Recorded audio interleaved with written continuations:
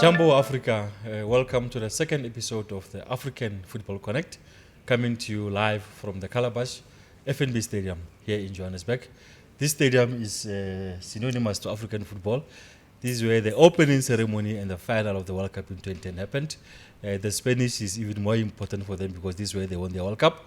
Today, it's just the two of us. You remember that song, Just the Two of Us? You're revealing your age. You can make it if we try. Well, I was not going there, but since you talked about my age, let me take this opportunity to welcome you, Njabulo Ngidi from Sports 24. In isiZulu, Shomuk. Bonga mina. Yeah, Thanks welcome. for having me. Yeah, it's your debut. Hopefully, you were camping last night. You are fit. You are ready to go. Yeah, I took energy drinks. I slept early. I've been practicing. I'm ready. Yeah, you know your lines. Yeah, I don't know. I have to make sure that you start on a high. Yeah, all right. No, thank you very much for joining us. I think before we get into the thick of things, I just want to link because one of the key members of the team, Velde Mnyandu, is not here. He's currently in Cairo for the CAF General Assembly. He has been busy talking to people there, journalists, and some of the people who are key or are involved with the event. Let's briefly hear what he has been up to since he has been in Cairo over the last few hours.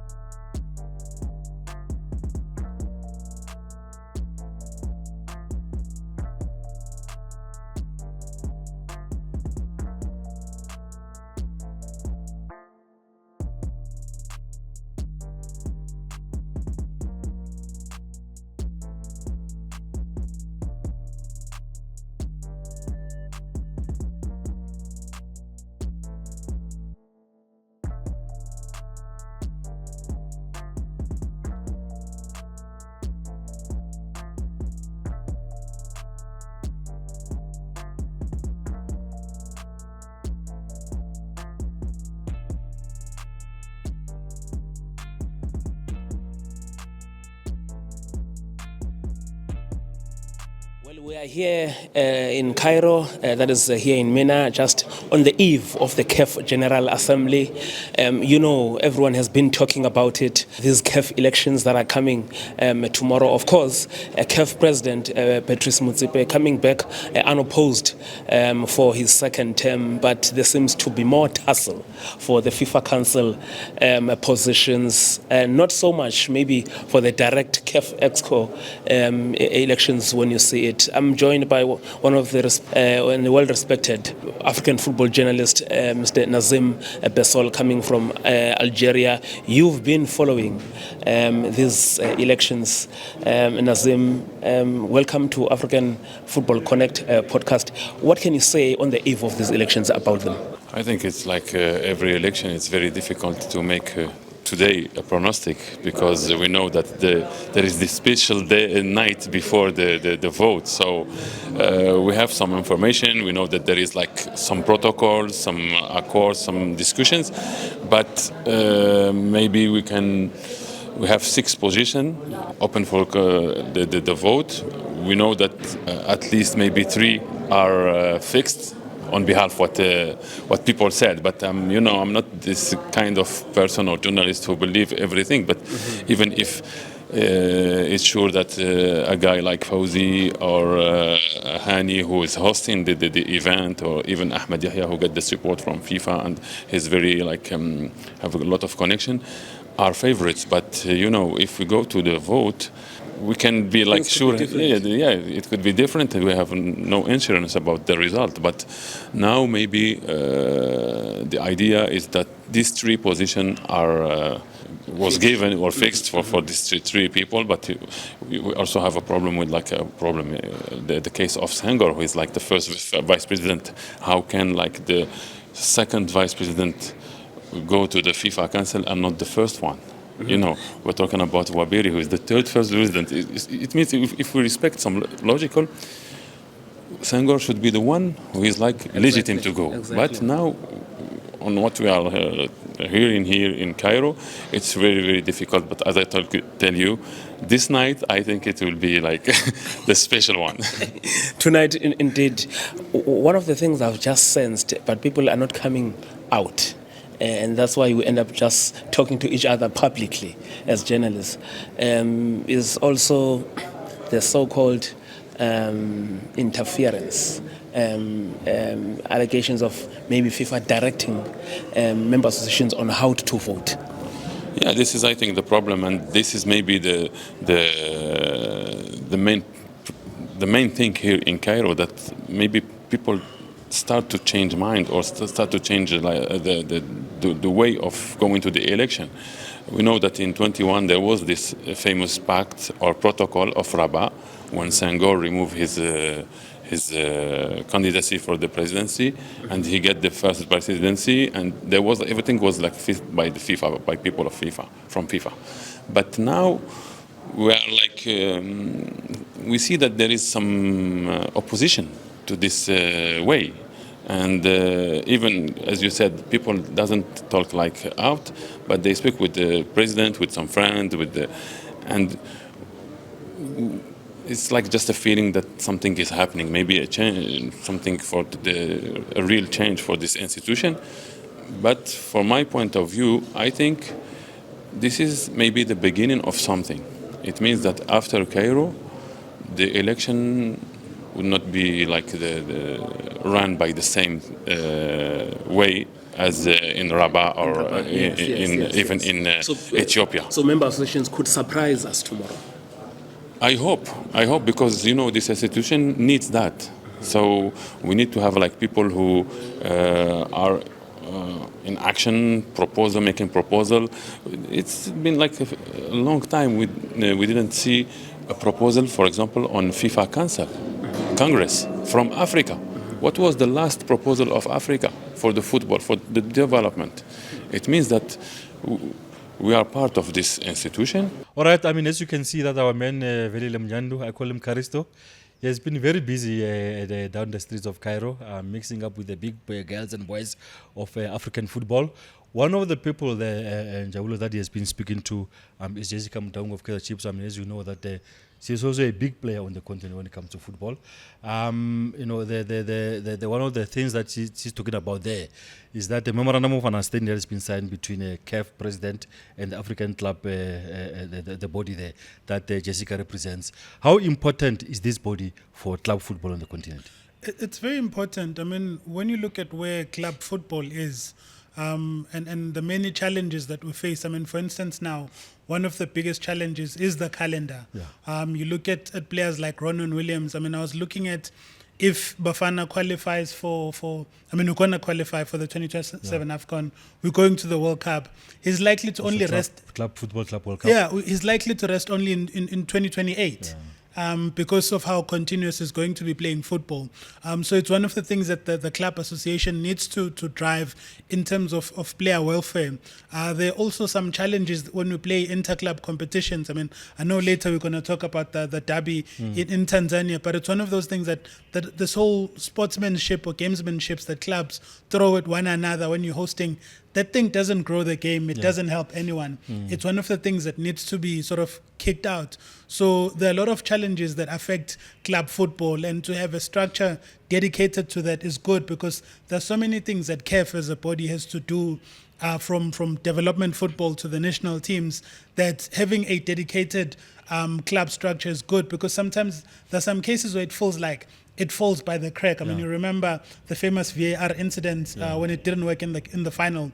It took a bit to get to a point where we have some finality and knowing where we're going. And I think if there was a body dedicated to managing club football, things like that would have been addressed speedily, and we've moved on. So it's an important body that I think needs to do more than just be in name. I think there's a lot that they need to address. One of the critical issues when it comes to, you touched on the calendar, which is very important. How important also becomes the player representatives? Because you always hear the players of the record most of the times, like they are not consulted with this happening. The officials just keep on putting more matches and tournament. How important also is the player representatives to as part of all this thing? I think that's the biggest challenge in world football. Decisions are made by people who don't kick the ball and are not going to be impacted by that. And we've seen so many players in Europe and South America, all of them complaining that the schedule is just ridiculous. But the problem is that people are able to get away with that because people who are there are looking at what is it that is going to come into their coffers, because more games means more money, it means more TV rights. Then they're happy, and they announce that they've made record revenues, but at what cost? Because that's the thing, is that the load that keeps being piled on players is going to come at a cost. I mean, Rulani at some point, he said it's going to get to a point where some players don't want to play for the national teams. And we see that happening now, where people are very strategic in how they maneuver their way out of national teams. I remember where, I think it was Arsenal, where their players suddenly got injured ahead of their game they're going to play against Man City. And in the continent, I mean, we haven't seen that as yet. But it's still going to happen because, I mean, I keep making examples of Abaronwen, because when you look at the year they had, he played almost 60 games. He went to 13 countries in 1 year. That's like a country a month. That alone is tiring. Like, I remember writing a story. I just got tired by just purely going through the countries that he's been to. And in some, he went twice in Egypt, for instance, from the AFL to the Champions League. So the player's voice needs to be there. It needs to be heard, because now we're getting to a point where, I mean, we're already there, where football is a January to December sport.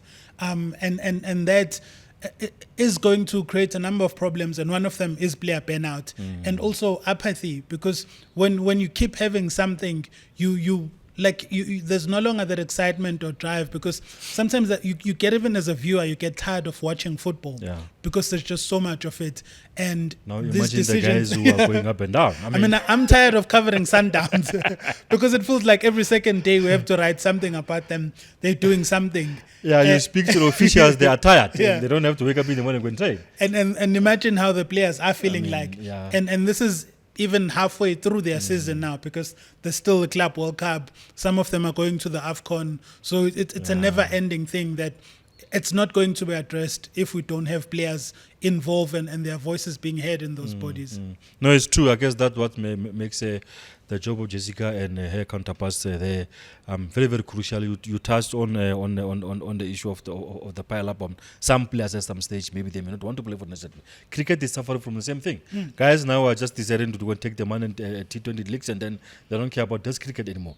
I hope with that in football we don't get to that, because that will be very, very bad.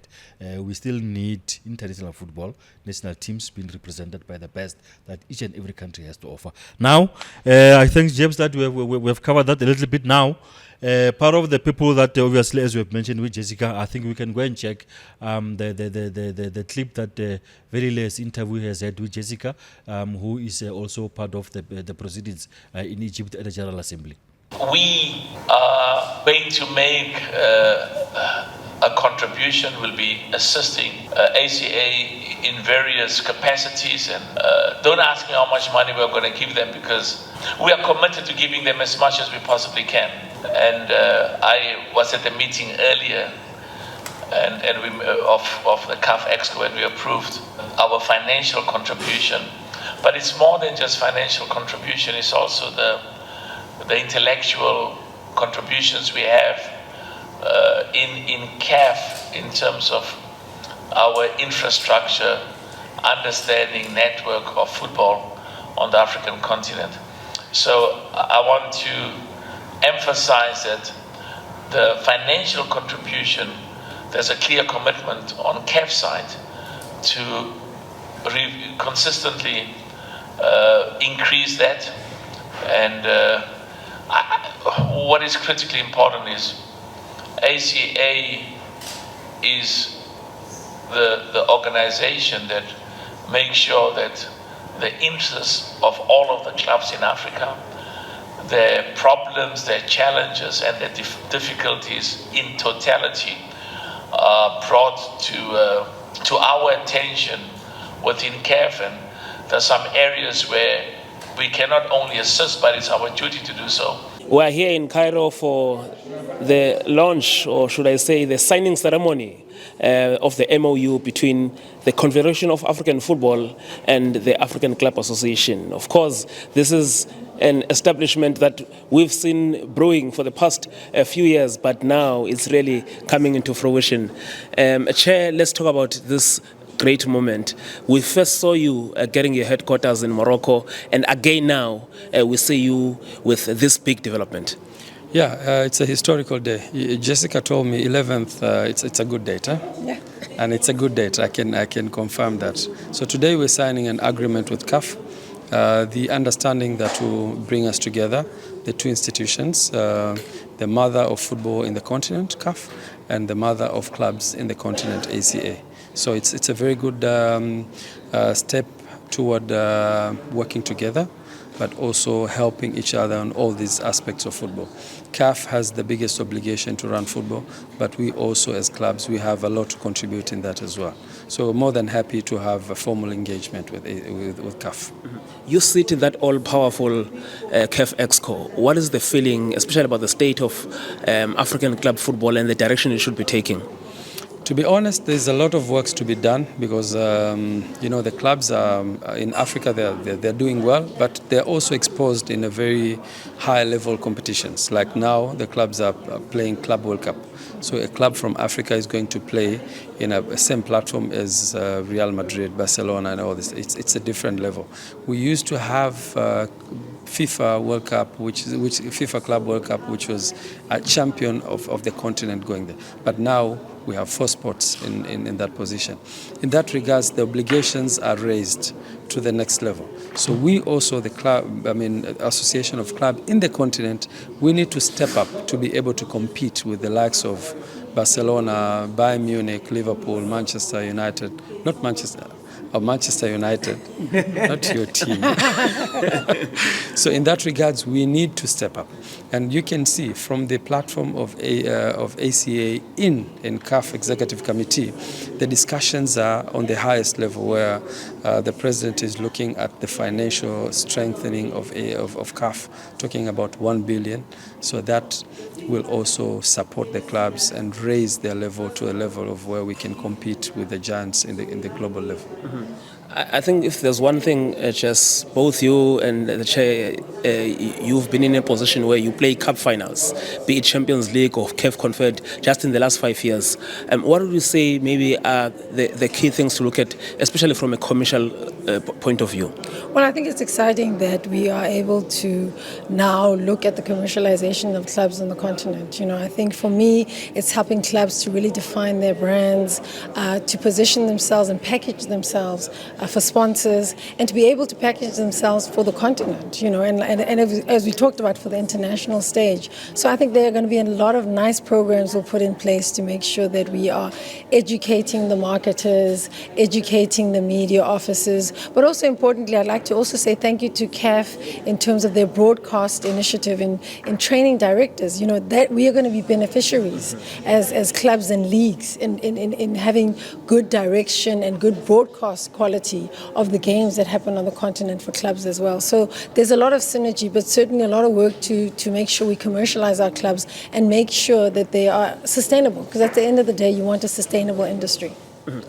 And just towards the end now, the President spoke about the emphasis on sub-Saharan Africa, and we see that that's where even if you go in the CAF interclub competitions now, in the last 8, the dominance is North Africa.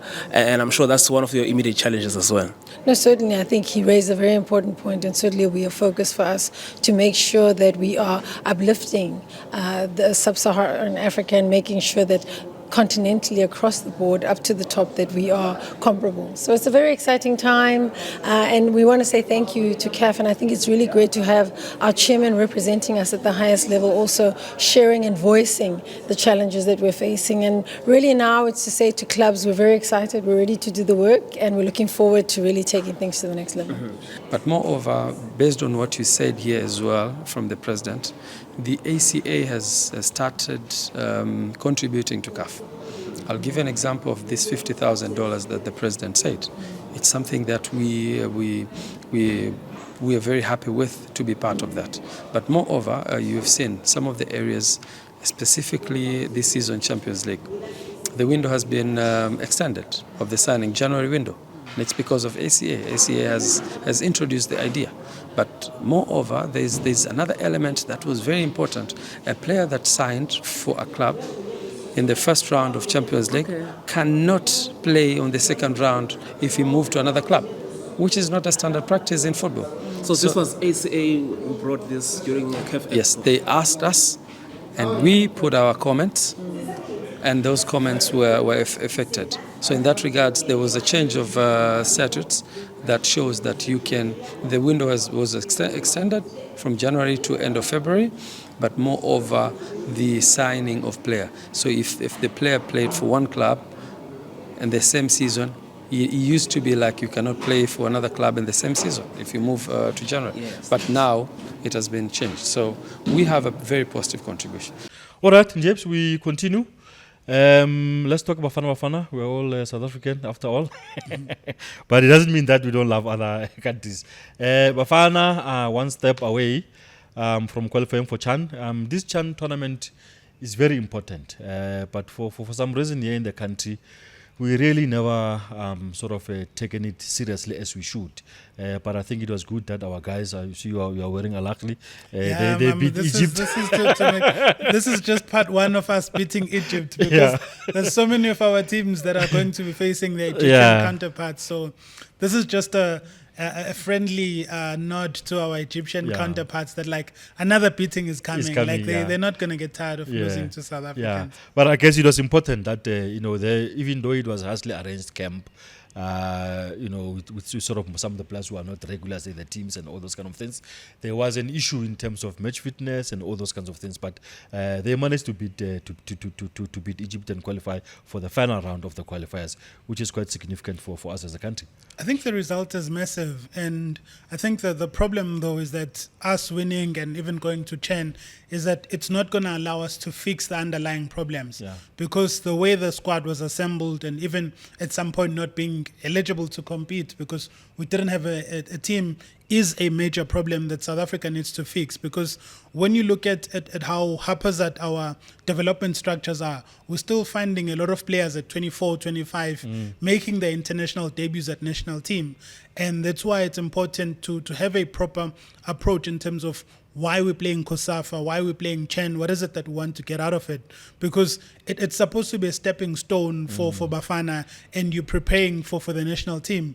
You look at even how the coach was assembled, it shows where we are and how we're taking that, because it's easy to blame clubs, but even the association itself, the way things were done, it shows that there's no link or even plan and structure to say, okay, this is the stepping stone to Bafana. How do we have that when the assistant comes in and then it's like, hey, we have to he's got to prepare for World Cup qualifiers? That was not a surprise. It had always been there. So we need to take this competition seriously, and we need to come to it knowing what is it that we want to get out of it. Because for the longest time, we've just honoring a fixture. We assemble haphazardly, bring in whoever clubs are able to release, and that's just it. And that's not helping anyone. I think in this one, there's some players who, like the Miamas and Aiden McCarthy's, that you can think with one eye in terms of building going forward, that you say you can plan for it. But you look at, for instance, in terms of the goalkeeping issues, COSAFA and CHAN, those would be the breeding ground to say who is taking up over from Ronwen. Because when you look at the goalkeepers that are they in the same age group as him, but we don't have someone who's going to step in when this current generation sort of retires or moves away. And we've already seen how heavily reliant we are on Ronwen. So imagine how the situation is in terms of who's going to step up after him. And the Chen and the Kosafas are all tournaments that we should be doing at that, but we're not. It's just that whoever is available, and even though Montley has been around in the setup, but is not someone that is backed as the goalkeeper for the future. Because when you look at even his performances at club level, there's been a drop in terms of his performance from when he was in the juniors to where he is now. So us not having a proper plan in this tournament in terms of what we want to get out of it is why we might qualify, but for what if we're not getting something out of it, if it's not benefiting Bafana in the long run? Because the coach is talking about building a team beyond the World Cup. I mean, the 2027 AFCON is right here in the future. We need to build from after this 2026 cycle, build for the next World Cup, and those players need to be bred into the team now, starting in these qualifiers and going next on into the next AFCON, and not doing that. And we keep repeating the same problems and getting the same results, and we wonder why certain elements of our football are not going forward. Talking about planning, one of the interesting things now is that the TD has left SAFA, Walter Steenbok, and he leaves SAFA at the critical stage where our under-17s are actually preparing for the under-17 AFCON. Now, that's not good. It's not, because also... You actually feel sorry for these kids. Yeah, I mean, you look at even before Steenbok, it's a position that it felt like we just had it, but with no plan in terms of firstly empowering that person, and what is it that we want to get out of it, because he's not the first TT at SAFA, but he's one who's moved things. We saw in terms of coach education moving, we're seeing in terms of the junior national teams playing, so there's progress, and I think it's something that is very critical, and I think the biggest challenge with South African football has not been an issue of talent.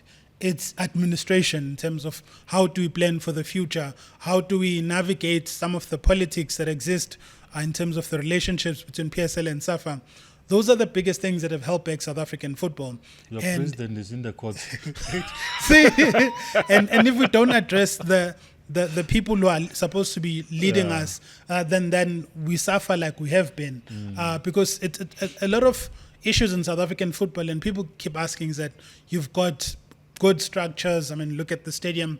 You've got one of the wealthiest leagues, but for the longest time you were not a powerhouse in Africa, and a large part of that is because of our planning. And I think in terms of looking at some of the successes that have been achieved with Steenbok in the short time that has been in this position, it's something that we need to have a template in terms of what is it that we want to get out when we have a TT, because I mean, you see it at some clubs, it feels like it's a position where it's like, okay, like you are there, but they just put you and then in some instances it's like you are the backup when they fire the coach, but there's no vision, because the TT is someone who has to shape the vision of the association or the football club, and that's the type of person. I mean, the qualities that Steenbok brought to that position were immense, and we saw some of because the things that even is passionate about, that where the movement was strongest at, and I think it's something that it's highly important. Like, we need to get the right candidate and ensure that that person is fully supported, and we move, because South African football is in a good position. Like, it could get better, but we're in a very good position, and we shouldn't take advantage of where we find ourselves at, because a slip up in how we do things will bring us back to where we come from, and we need to make the most of it by not repeating the mistakes that we've had and put us in a position where it's even hard to qualify for AFCON. For me, one of the highlights of Steenbok's stay at SAFA as TD was coaching education. Not so long ago, we were next door here at SAFA House. Some of our top coaches graduating for CAF license. A license or a coaching course which people have been crying out loud for. And the more you educate the coaches, the more it becomes better for them to be able to coach the players. And I think for me, that's one of the significant things that he has done since he was at SAFA House. I mean, the importance of that is shown in terms of our goalkeeping crisis. The reason why we have a goalkeeping crisis is we're not doing enough to equip goalkeeper coaches. Because who's going to produce goalkeepers if we don't have that many goalkeepers? I mean, in many clubs, even at PSL level, there are not many highly qualified people competent to do their job. It's the only criteria is like, were you a goalkeeper? Come on, like, yeah, let's throw you in. But what is Steenbok did in terms of investing in coach education is something that should expand beyond just in terms of those who coach the team, but we also need to invest in coaching goalkeeper coaches, because that's something that Andre Arense brought up, that it's his passion that for the crisis that we're on to improve and for things to get better. It doesn't help finding 10 goalkeepers and saying, okay, you're going to prepare them and then get them to this position, because what happens when they leave?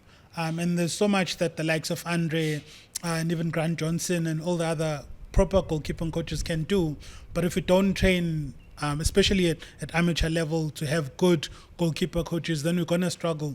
And that's why even now we still have players who are not technically good coming at PSL level, where a coach has to start things that should have been taught when someone was 10.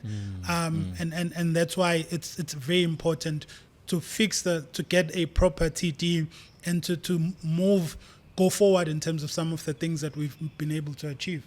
Well, let's hope whoever comes will continue where the TD has left up with Minister Walter Steenbok. Let's get back on the continent now. With the General Assembly in Cairo, Samuel Eto'o, an imposing figure on African football. Great footballer. So, great footballer. I mean, you don't go to Barcelona and do the things that he did if you are you don't know what you're doing. He's now an administrator. I see he won his case at CAS. He can now stand to be elected for a seat at the Esquire CAF. I think the most exciting one is to see the name of Samuel Eto'o unopposed. And I know it's been tough for him. He had to appeal to CAF, he had to appeal to CAS for him to be declared a candidate. What does Samuel Eto'o mean to be in the CAF executive? I think it's a symbol, and it's very important to have someone like him as like a formal international top player on decision board. Maybe he will disturb some plans or some people, but really I'm very happy to see him on this position, because as he was a player, he's a fighter. He fight to be here. No one like give him a gift or call him to have this position. He fight until the last time, and he get his position, and he deserve. Now he have to work and not like maybe to transform this decision of CAS and his presence in EXO on something better, because one more time, Africa need this for African football and even the institution, because we talk a lot about the football and everything, but the institution had this fabulous history. We know that people, like when they create this institution, we have to remember it, how this institution was created and all the difficulties. I don't know how to say it in English. But would you be surprised to see him appointed by President Motsepe as his vice? Yeah, this is the point I wanted to talk about. I think he deserved to be a vice president, because one more time, he's 100% legitimate. You know, Samuel Eto'o he's the future also, and he's like he's a brand. He's Samuel Eto'o, you know. No one can ignore him in the international football institution, or even like the fans.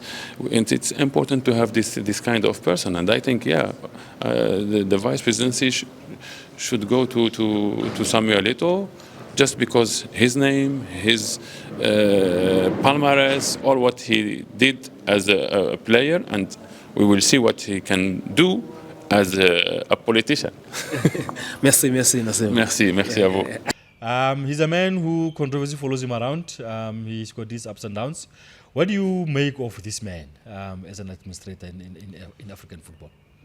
I think he's brought in an element of fresh energy. I mean, it's something that we've all been crying about, that we need our former footballers in charge of our game, because they understand where they're at, and even in terms of maybe player welfare, it's something that they would speak better because they've been there. But his administration has been hit and a miss. I mean, there's been some scandals with this dodgy partnership with the betting company.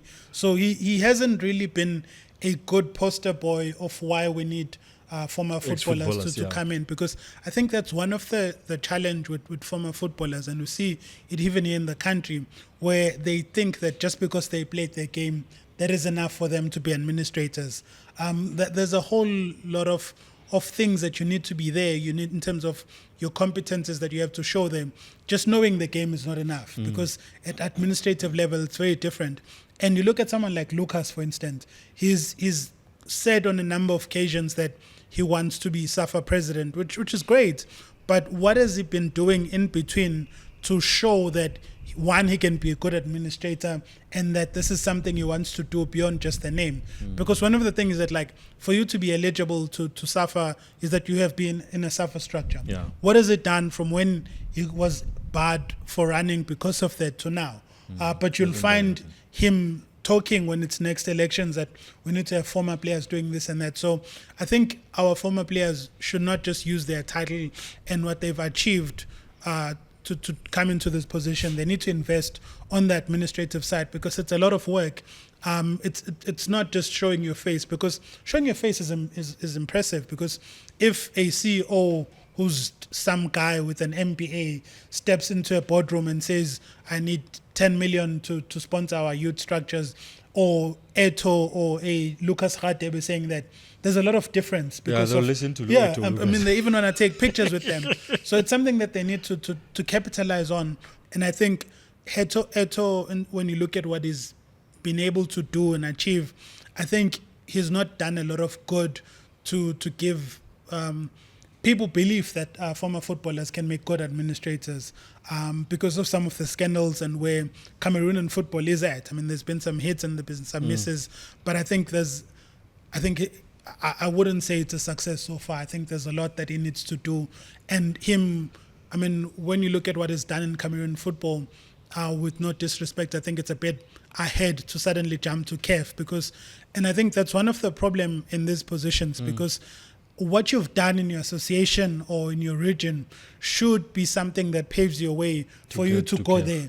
It should not be about who you know, the star power that you bring.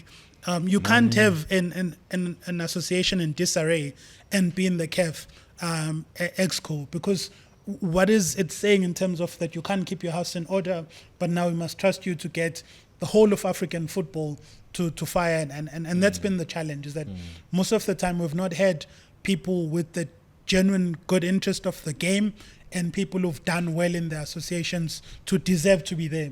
Because the success is not just about your national team winning the AFCON, it's the state of your football.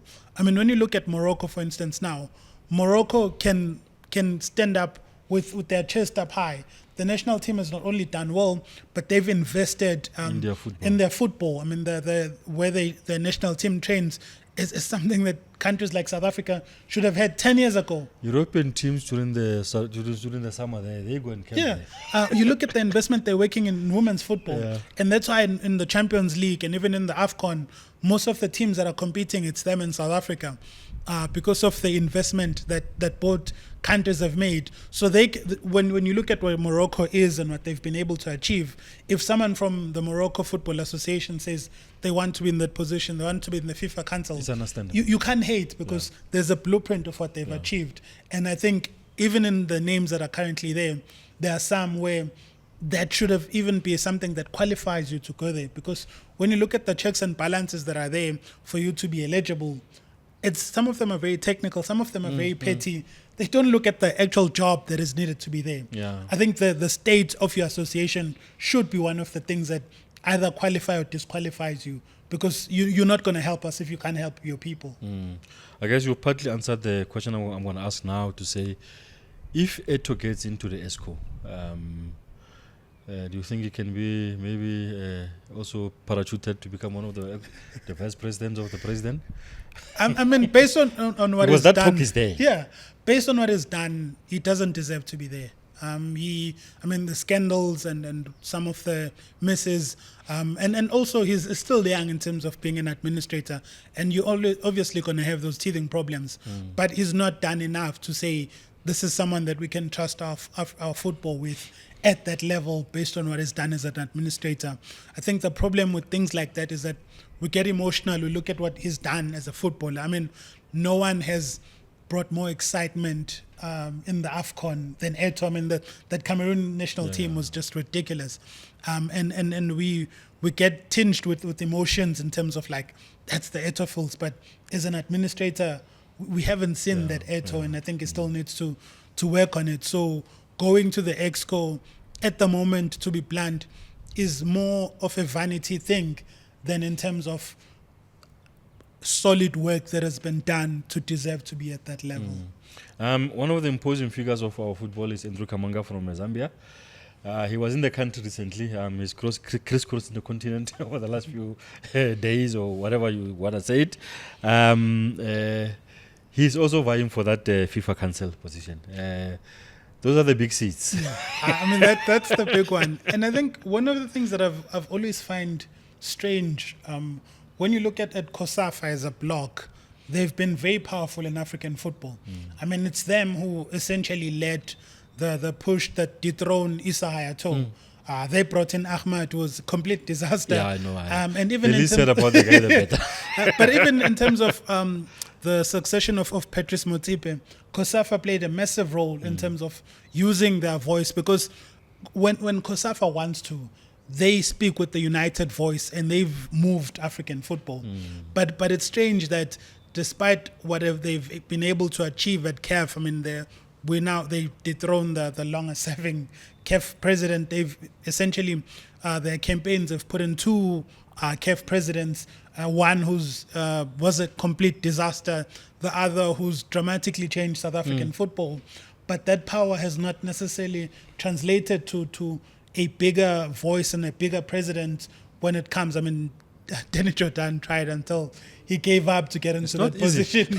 so that's also the thing, is that like, it's weird in terms of how do you translate that power that you seemingly hold in the continent and then move up to get to these positions. And I think that's why COSAFA has not always been represented in the FIFA Council, despite the power and that the bloc has.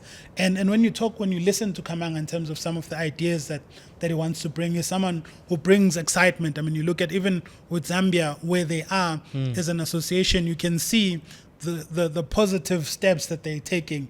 And those are some of the people that, if given a platform in terms of looking at from what they've done in their house, they can try and do more in terms of pushing the African agenda at FIFA. Yeah, to see how influential COSAFA can be. Pinnick of Nigeria was here. I'm sure he was meeting people at hotels at night. Isha Johnson from Liberia was here. I mean, it shows there's so many people that come. And I mean, COSAFA, it's strange when you look at it, where they've been in the footballing map. I mean, national teams, club levels, not been the most powerful. But as a political bloc, COSAFA has moved mountains at CAF. In terms of, currently it's where the biggest power base lies. Like, you can't be a CAF president, so to speak, without the approval of COSAFA. And I think that power needs to not just be in terms of politics, but it also needs to translate to the associations and the football in the region benefiting from that. It's no use celebrating having COSAFA people at the highest office, but COSAFA is not benefiting, because even though you're not there just for COSAFA, but it's something that you should take with passion, that this is where I come from, you understand their challenges, and try and help to give a leg up. Yeah. All right, Mr. Kamanga was here in the country not so long ago, and our man Willem Nyandu caught up with him. Let's hear what he had to say. Well, I think this time around the commitment seems to be there. And of course, the reason is simple. It amplifies the need for equal representation, because having this open-ended arrangement will obviously tilt the balance. But CECAFA took a decisive position to back their own, because they only had one candidate. The same with COSAFA I'm the only candidate. And then the rest of the candidates are coming from the north as well as west. So if we can stick to the agreement, it will obviously give us a good push to get closer to the finish line. But as you rightly pointed out, at the end of the day, promises are promises. What matters is turning the promise into that vote. And I think we want to see the commitment from the members for both CECAFA and COSAF. If they do deliver, then certainly we are in with a shout. And I remember the last time I spoke to you, it was around the issue of the removal of the languages and also the geographical spread. Do you still maintain that that was a good move? Well, I think basically what it has done is it has created an opportunity for those with quality to be given a chance rather than restricted through language. I mean, I'll give an example of 2021. The moment President Mosepe won, those of us from the Anglophone were in a tight spot and we had to withdraw and allow Pinnick so that we maintain a balance, because we got the presidents, and on the other side we needed to look at our colleagues from the West as well as CECAFA. But now it's open and there's no limitation, so it's free for all. All right, interesting thoughts there from Mr. Kamanga. Romuga, let's get back. Domestic football, PSL. Hey, there's been some officiating in the PSL, really. I can see the way you're shaking your head. Through the wound. The minister has been, Gayton McKenzie, has been talking about this VR thing for a while now. And I know he's announcing his budget speech very soon. He said he's going to reveal then when is VR coming. I think really now we're ready for this VR thing now. We've been ready.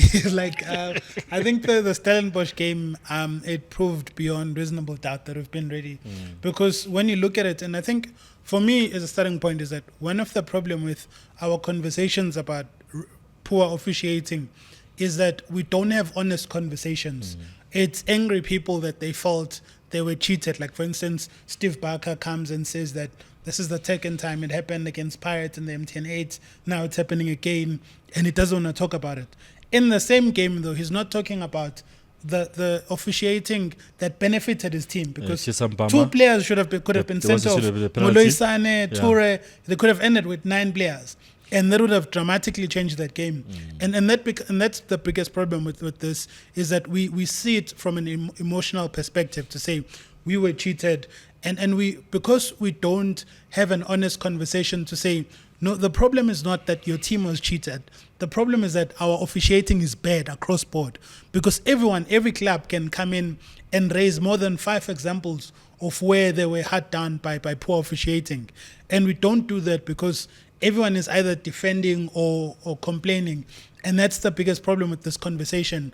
And that's why even with VAR, it's so easy for the association and the PSL to play this cat and mouse game that they're playing, because we don't have one solid voice to say our refereeing is a problem, we need to fix it. Because it's easy to dismiss when you say that, like with the Stellenbosch and Chiefs game, when you Stellenbosch and you say we were cheated, that goal should not have stood, to say, yeah, but what about the other things? And that ends up sort of not taking the conversation forward. Now it's about what your team benefited or lost. And even with coaches, I mean, even Pito, when Pito was the coach, was one of the, I mean, he introduced the term benefiting. He was one of the biggest critics of that. Yeah. But when his team benefited, he never once criticized referees, and he said he wants to benefit some more. And that's part of the problem, is that because now it shows that we're not genuine in our calls for the improvement of officiating. We just want our team to benefit. And if we move from that, because the conversation is moot in terms of VAR. We need it. Like a league like the PSL, with the money invested in it and the resources that are there, we should have it. I mean, we should have been among the African countries leading in installing VAR. And the fact that we don't have one united voice that is speaking consistently in one tone, that's why it's so easy to duck and dive. Because yes, SAFA is going to come, they're going to release a report and fine the referee. He's suspended, and that's the other thing. He comes back and makes the same mistake. There's no transparency in terms of where they're going, what is that process what is it that entails you to be there? Because if you keep suspending referees, we're going to end up with no one.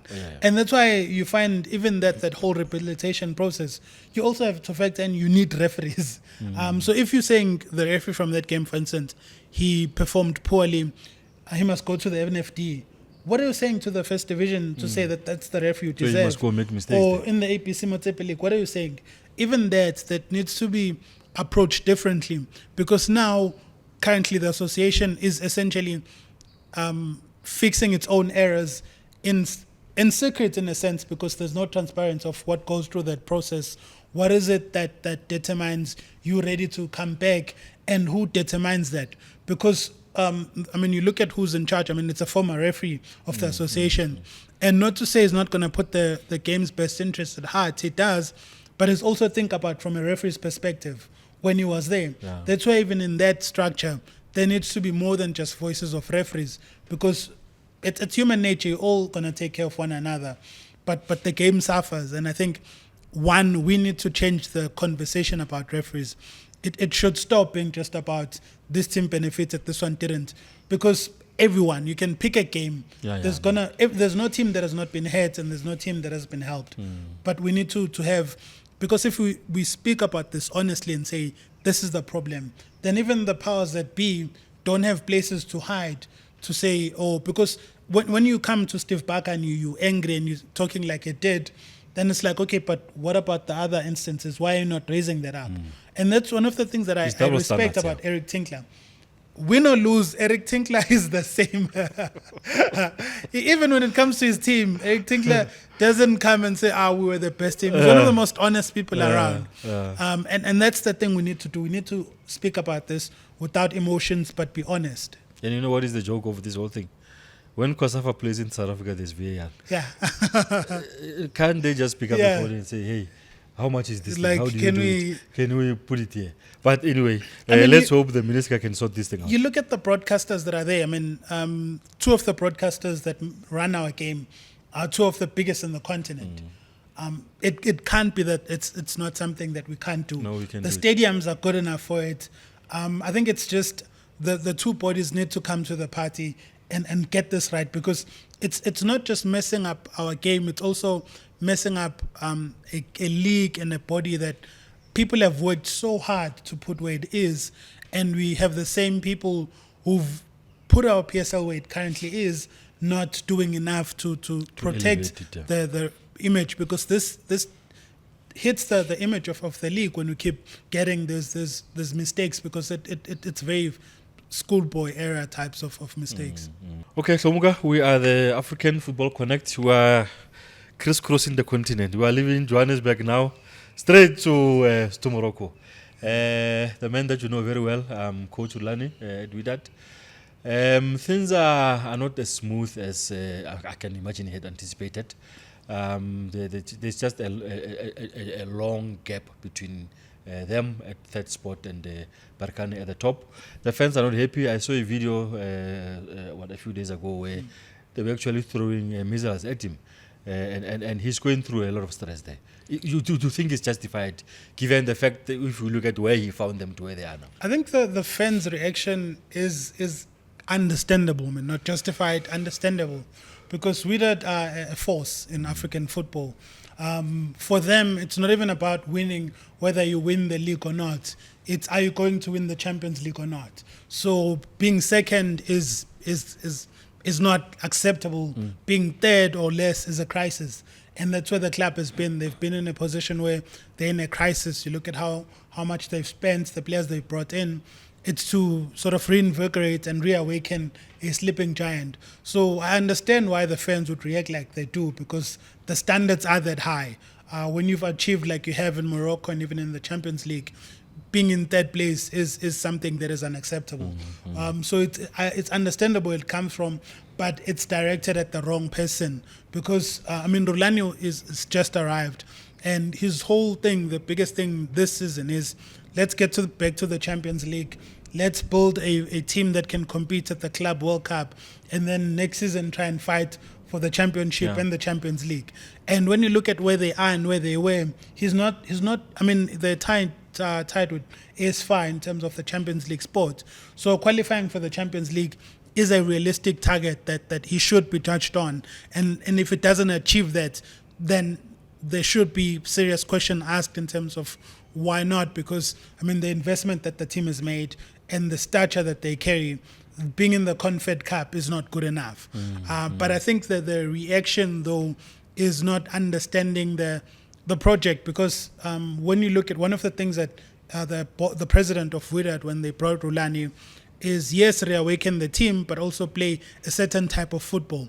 Because North Africans, not all of the teams, they play exciting football. They play winning football. And when your job is to bring in a certain style, that's going to take time.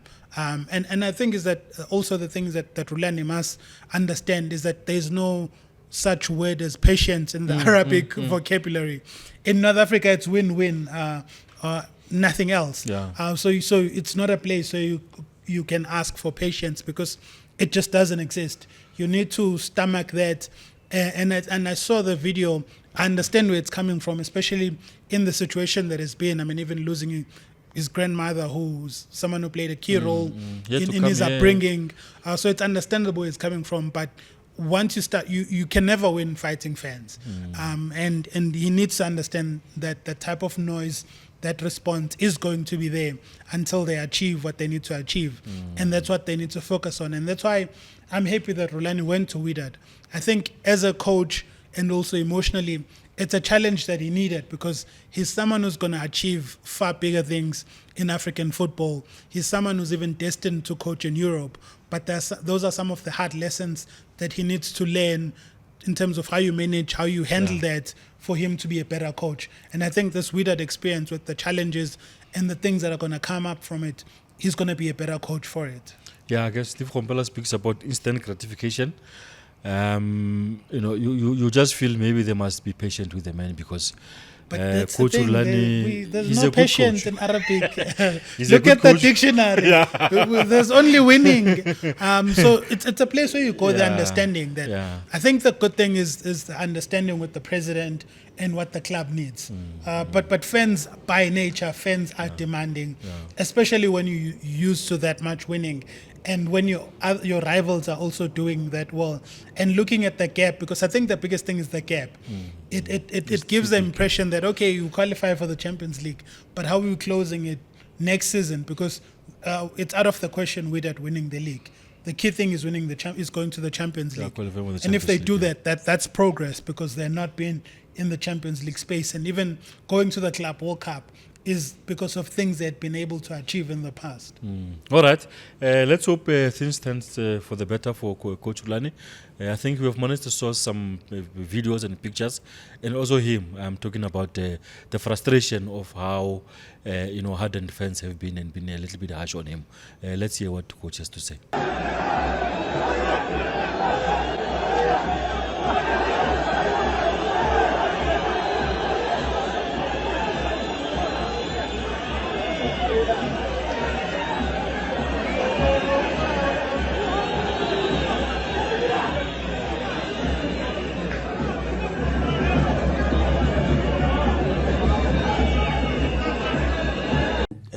And you know what also makes me very upset and disappointed is that I was subjected to some racist comments by the opposition. And I don't like that, and I don't think I deserve that, and I don't think I came to Morocco to be racially abused. It's not right. It's not right. Somuga, I've been talking about the African Football Connect. We were in South Africa, we went to Morocco, now we are going to Tanzania. This is why we need a passport for all, because we've got the G5, so we can move around. Now we just need one passport, Just no give us visas. diplomatic passport, you are moving. So we can go anywhere. Yeah, one of the things we've been discussing since the top of the show was that South Africa, sometimes we cover ourselves in glory, sometimes we really let ourselves down. And what happened in Tanzania the past weekend for the derby that never took place, I think is one of those episodes which, collectively as Africans, leaves a bitter taste in the mouth. Yeah, and that's why at the top I said one of the things that the club association needs to address, it's this gamesmanship. Because when you look at the surroundings around the game, a club, away club, not being granted access to train on the match venue a day before the game. That's typical behavior when it comes to Champions League and our continental football. And that the problem is that has been allowed to go on for such a long time, where clubs, it's natural now for clubs to find their own venues. You not even wait for what you're going to be booked. If you get a moment to walk on the pitch where you're going to play, you are grateful when it's something that should be standard. So that's why it's very important to ensure that we step. And the problem is that, and I think that it starts at CAF. We've not been strict in punishing people for this. This thing you're punished and we move on. Because if people keep being punished and it's severe punishment, it's not going to happen. Because how do you even explain that? Because now the situation in Tanzania is really going to be hard to maneuver, because now Yanga say they don't want to play the game. They want to be given 3 points. They want to be given a 2-0 win because they showed up. Because on the day of the game, they showed up when Simba said they're not going to play. And they haven't just stopped there. They say they're also not happy with people who are running the Tanzanian Premier League. They want the body disbanded and new people brought in. Yeah. So there's so many politics involved that is just going to... It's something that's going to drag for a while. But if we were very strict in how we act on those things, that's not going to happen. Because you need to beat people on the football pitch. When you look at Yanga, they're number one for a reason. They've got the talent. You don't necessarily need to be putting this stance to get an advantage over your rivals. And this, for me, is one of the biggest things that we need to address in continental football, especially in the Champions League and Confed, where these gamesmanships are second nature. And we even laugh it off like it's TIA. No, it's not. Like it needs to be addressed. It needs to end. Let the football do the talking. Because and the funny thing is that most of the teams that even do this dance are people who are good enough to win on the pitch. So there's really no need for that. This thing. You just play football because this is one of the flagship of Tanzanian football. It's one of the biggest derbies in the continent. And when we're not able to get that game, because it's not just watched in Tanzania, it's watched across the continent. When we don't get that game for something as silly as this, then we don't look good. And it gives even people who are criticizing our game ammunition because it's beyond childish. It's something that should never happen. It's unacceptable. So it's things that we really going forward we need to make sure that we address, because our football is improved. We moving in a position where things are getting better. There's more money. The teams are more competitive. There's a lot to be excited about for African football, that we don't need these things stealing the headlines, because people, especially outside the continent, they're going to run more on these stories than what happened on the pitch, on how Yanga or how is Simba. One of the things as a South African is looking at the work that Fadlu has been doing at Simba. Those are things that we should be talking about, not people being denied access and now having to sort of decide a league through boardrooms. Yeah. Shomuga, we can talk for the whole day. I think we've been talking for almost an hour. Thank you very much. It was refreshing talking African football with you. You are part of the team. Thanks for having me. Yeah, we are part of the African Football Connect team. It was nice having you. This is the first time. It was your debut. I think it was a good day. There was some work on match fitness and certain things. Even from now, I'm gonna do road work. Yeah, so you must run.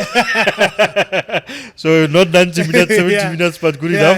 I think as you step off the stage now, I'm going to welcome the resident coach Calvin Sozibo to come and give us. They call them the technocrats these days. Those things of half spaces and rest defense and very, very complex stuff. He talks about those things, because he played football at the highest level, even overseas in Turkey and all those things.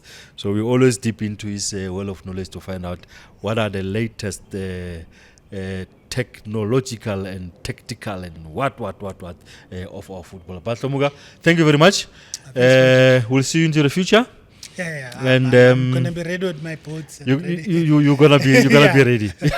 Yeah, by the time we're finished with you, you'll be fit now. No, ready for anything. Thank you, my brother. That's how we wrap up our discussion with Njabulo Ngidi of Sports 24 or News 24, whichever one you prefer. As he steps off the stage, I'm going to welcome Calvin Sosibo, the assistant coach, to talk about the latest trends in our football. The man is here, Coach. Coach Sosibo, welcome. Thank you. Yeah, I was earlier on. I was with Njabulo Ngidi. We were just touching on a whole lot of stuff that are happening on the continent. Our team member Vele Mnyandu is currently in Cairo for the CAF Congress. We spoke about Samuel Eto'o. We spoke about Kamanga from Zambia. We spoke about a whole lot of other stuff that has got to do with African football.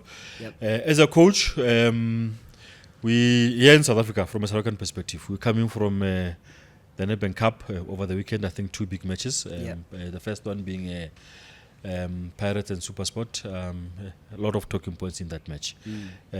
Just from your side, having watched the match from with the coach's eye, what were some of the tactical and technical technocrat analysis that you picked up from that match? That is your language now, Coach. It's a very interesting match in a sense that both teams showed a lot of resilience, energy. From my side, I look at the fluidity of Orlando Pirates.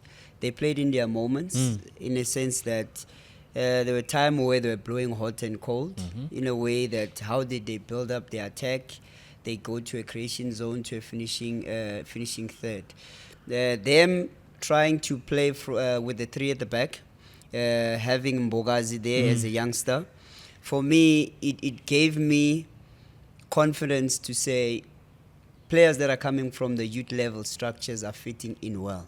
Getting a starting berth under such circumstances, for me, I think he's done well, and he can always grow from that. And that pairing, for Koki's responsibility was to actually to help the man to be able to grow in strength.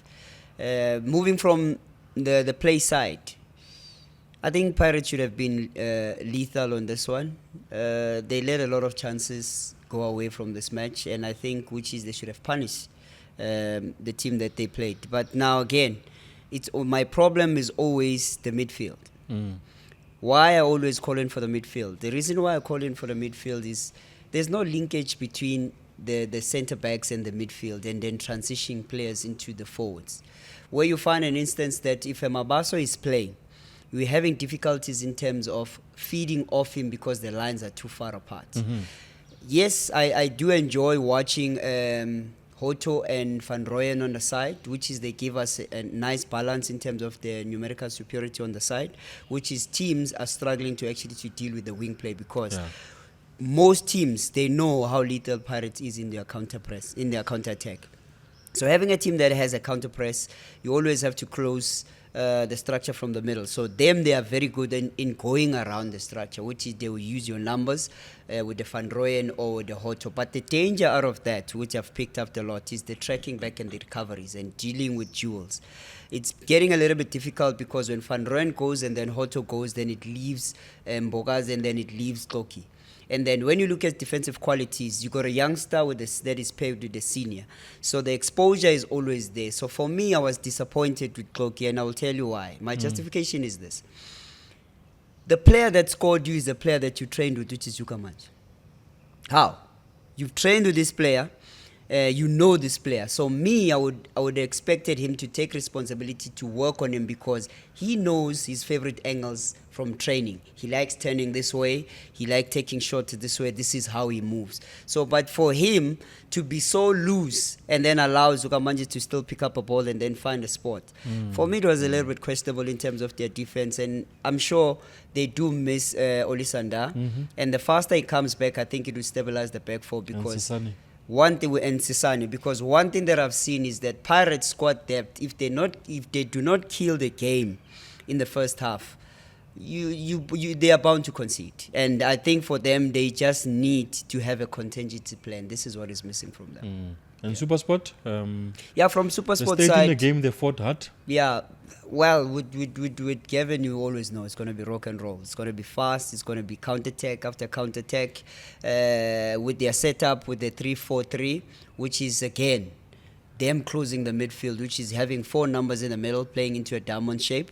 So in a diamond shape, you are trying to protect the heart from them breaking in. Then you don't allow players like Abu Mbata to have access to the ball. You close the passing lane from Tito being too active on the ball and then forcing him to come to their own third. So when they come into their own third, it triggers them then now to do what? Then they to have that counter press. The synergy of the counter press and the speed and the precision is what Gavin always works with. So when you look at Gavin Hunt, you'll always know that it's going to be percentage football. It's going to be direct. It's going to be on the box. It's not going to be a lot of touches. The only thing that Supersport can actually work on and polish on is too many touches in the box. So Sailio could have actually buried Pirates, but he took too long on the last dying minutes. So for me, if he would have actually taken the first time where he got a tiny space, that tiny space as a striker, he can either toe poke it or play it across China, because China had the goalpost covered on the near post. I enjoyed that Khape Moralo goal because he was brave, took a man, and you could see Paseka. Yeah, he's hesitant, but yeah, because he was in the box, he was fearing for a penalty. But now my thing is this: you can see the interchange. I'm not looking at Morale. I'm not taking anything from Morale, but I'm taking the action back. Where did it start? Who didn't track the man? Where was the midfield? For the defenders to then now start stepping out, where was the pressure on the ball? Who was actually going to close that ball down? Nobody went to go and close that ball down. Should they have closed the ball down, because the tiniest of space, that 1-2's in that combination box, it's either of two things. Once you're too deep in your box, you can always concede a free kick or a penalty. So even when you are marking passive. You can't go aggressive because in a box, one slight touch is contact penalty. Problems, yeah. Yeah. All right, I think it was an enjoyable match, but I enjoyed the later one, Chiefs Stellenbosch, even more. Oh yeah. There was also drama. I think it was a fast-paced football match. It was just enjoyable to watch, and also I always say, don't undermine the fans. Yeah. They create a very good atmosphere. I was not in the stadium, but watching on TV, you could feel that. It was nice there. So some of the stuff that we picked up there was drama at the end. There was drama that could be controlled. Then I think maybe the ref, as somebody that was watching at home, lost the grip of the game by soaking up pressure from the fans, because he made the decision. Now, we have to deliberate in the sense of what decision was it? Was it from an offside or was it a push? For me, it's not a push. That was a feather touch. That was just, and it can be an offside from a corner also. Exactly. So now, you got a mic. Why do you still go to the assistant when you have a mic? Why are you even speaking to the fourth official again when you are with your assistant on the line who has flagged it? So there was a lot of drama. But moving away from the drama side, I was happy with Chiefs' tempo. They played with a nice tempo. They have a lot of combination passes. They have a solid performance. I think them having Dove Wome at left back, for Kaizer Chiefs fans now, they can agree that they're having some comfort, because that left back now is covered. Yes, he might be old, and experience takes precedence when it comes to this one, because he knows how to handle himself. He organizes the line. When they're out of shape, he knows when to go up. He understands also his age, that he cannot overpush, because he's been hampered with a lot of injuries. So now, for a player like that, he will always play consecutive and economical.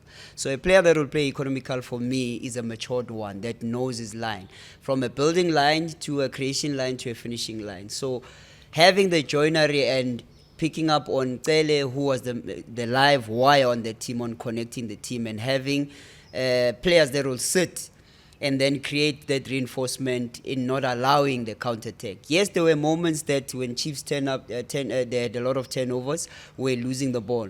One of their polish things that they can work on, I think, combination on the final third. Sometimes allowing a team to reinforce and come back, knowing very well, part of the three teams that are good on counter-attack could be Stellies, it would be Supersport, and then it would be Chiefs.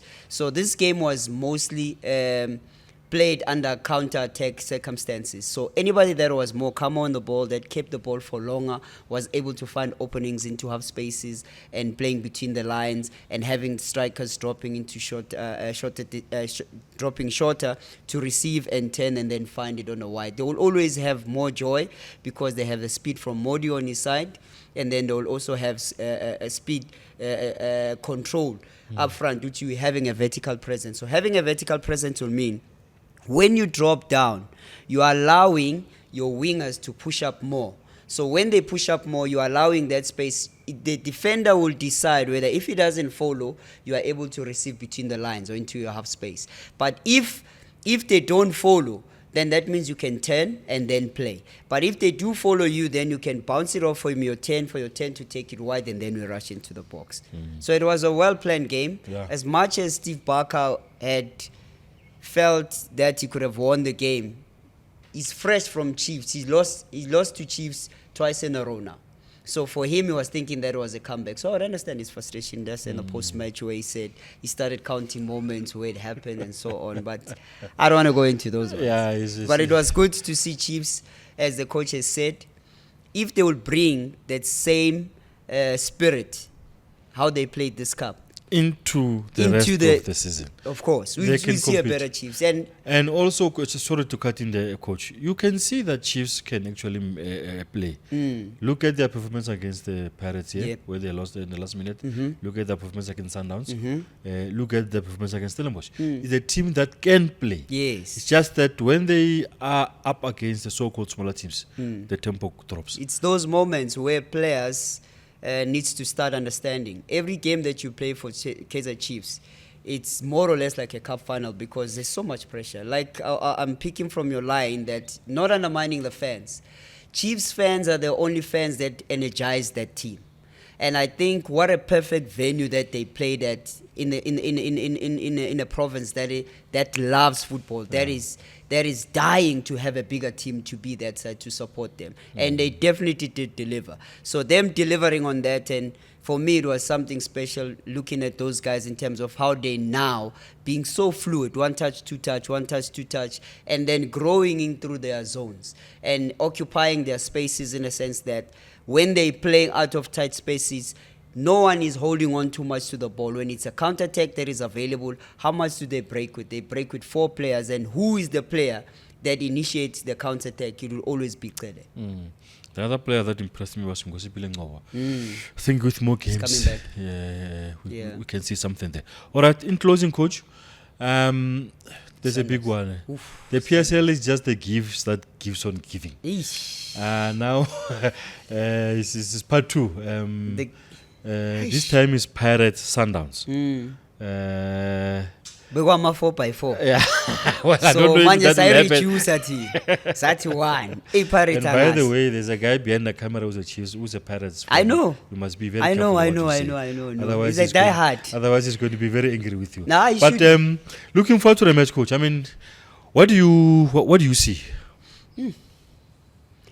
I'm worried for Orlando Pirates. And to equalize that, why I'm worried is you got a fresher Sundowns. You know, they've been complaining that their schedule is too tight. So they had time to prepare. And also players that were injured now are going to be introduced back to the squad, which then now gives them Pirates more problems. So I'm interested to see if the coach will actually play Mbogazi on this game. Yeah, I was going to go there. I'm very interested. Because against Jaden, against Ribeiro, against Allende... It's quite tricky, but yeah. taking nothing away from a boy, he's still young. He's going to learn through the game. But I think it's a dangerous one. This game needs maturity because if you see Chiefs, they weren't so naive when they went to the second round. They went more with caution. I think for them, they lost the game on moments where I felt they could have prevented that. Also, again, closing down of the play. But we're not on to Chiefs, we're on to Pirates. Looking at Pirates setup, I think the jewels for me will be on the side, the 1v1s, where you have a Morena, you have a Van Rooyen, you had a Hoto, and then you're going to have either a Matthews, and then in the middle, my goodness, that's where the problem is. In the middle, that's where the problem is because we pairing these players up. Sundowns, you have Mokwena. right? You have Ribeiro, you have Allende, right? Pirates, you have Makaule, you have Mbata, and then you have Tito. -2. Why I'm saying -2? I'm looking at the work rate of Allende, Mokwena, and then I'm looking at Ribeiro. Ribeiro is a player that will always advance, get the ball quickly, go up front. Now, when we go toe-to-toe, if those are 2 10s, if I say the 10 of Pirates, which is Tito, and then I'll say 10 of Sundowns, which is Ribeiro, the difference is too huge. The playing personnel is more advanced because he gets the ball, he wants to get into the spaces, he wants to get to the last third. Now, when you look at Pirates, they are on the fast break attack, but they don't utilize those moments. Again, we go to Mokwena, and then we go to Makaule. Mokwena can do both. He can double up as a 6 and an 8. So if you find a player 2 for 1, that's a bargain. But Makaule is the one that's going to sit. So when he sits, he's going to invite a lot of pressure, which is Ribeiro is going to push him more back. That will allow then what? Mokwena to have more space and time with Allende. And then Bata would be the one that would be forced now on a duel of a 2v1. Yeah. No, a difficult one, right? That's why. So now, that's why you are a coach. So now, when we look at the forwards now, are they going to be able to deal with the pace? Most certainly. But are they going to be willing? Are they going to deal with the vertical presence, which is Ikram Renas, which is Shaululile? Now, what are they going to do? Toki, how is he going to prepare for this game? Are they going to go tight? Are they going to go on the high line, which is going to be a big mistake? If they go on the high line, Sundowns is lethal on the break attacks, and they want to use the space behind. But if they go on the low block, now you're risking that. What are you risking? You're risking that, are you going to be able to win second balls? Because remember, on a low block, on your clearance, it lands on Sundowns, and Sundowns enjoy positional football. Are you going to stay compact in the middle? Sundowns will play around you, which is they're going to use their speed. Are you going to open the middle? Ribeiro is going to cut you through. So what would you have? I think the defining factor here will be, would Koki be on his best game, and who are they going to start? They're going to start Mbogazi. If Sesane is not back, is Sibisi also not back? Are they willing to go that route where they're going to look at bringing in Maela, who has not played that much? And against such a fast-paced game, which is Sundowns has gotten the rhythm and they've rested. That's the danger part. But I trust that Shaine on 16 games, he's kept 7 clean sheet, which is impressive. Hence, the coach actually spoke highly of him. So I think he's also motivated, and it's important to have a keeper that will give you confidence from starting at the back. It will actually help him if he can communicate to Toki more and more to alert him with the spaces that it must not be left behind. Quickly in closing, you have not mentioned Mufugeng in all these things that you're saying. I know the guy, for me, he has dropped in terms of form. This is a match where he can really up it again. I think with Mufugeng, I'm a little bit touch and go right now. I'm not doubting the players' playing personnel, but what I can then say is, why move him to a 10? Because now he becomes not visible or do the stuff that he's allowed to carry the team. But now when he's playing as a 10, it's hiding him more into his technical ability, because he's good when he's coming on the sides, where he will cut in and then make those short combination passes. So when he drops in shorter and then he's coming from a 10 position, he's always playing against his back. So playing against his back is a difficult one because he always has to bounce balls. But when he's coming on the side, he's willing to win his duels on his 1v1, get through the player-play combination passes, and this is what Sundowns fears. I know the coach taking the coach back and watch how when they played against Sundowns, definitely sure not playing him as a 10. Because if he does play him as a 10, then we're going to have trouble on that. Coach, thank you very much. Thank you very much. Always like this analysis. It's quite hectic. Yeah, I can see that you played football at the highest level. Yes, we're trying. We're just trying to give value for money for people. They must watch these ones who are for sure, because there's so many aspiring coaches. You touch on the topics of foreign coaches that are leaving the countries, and this is the platform where you're aspiring coach. Platform like this helps people to understand how you pass on knowledge. Definitely. Thank you, Coach. This has been episode 2 of the African Football Connect. So you can see that we didn't have William Nyandu. He's gallivanting in Egypt, but he's bringing us very nice stuff from the CAF Congress. We hope that you enjoy this show in as much as we enjoyed bringing it to you. Thank you very much. Jambo Africa. Jambo Africa.